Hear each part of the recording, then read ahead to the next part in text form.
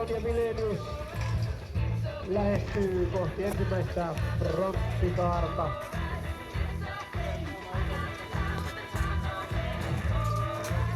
Backiairi, hyvännäköistä laskemista ja vauhti kiihtyy kohti paitin loppua. Loppu vielä fronttialliuppi ja backialliuppi, back-to-back-alliuppi. Ronja on syntynyt vuonna 2005 ja laskee rekuna eli vasen jalka edellä. Ronja on nyt paitissa. Hyvännäköistä laskemista. Vauhti kiihtyy kohti paitin loppua ja handplantti loppuu siinäkin. Kiitos Ronja.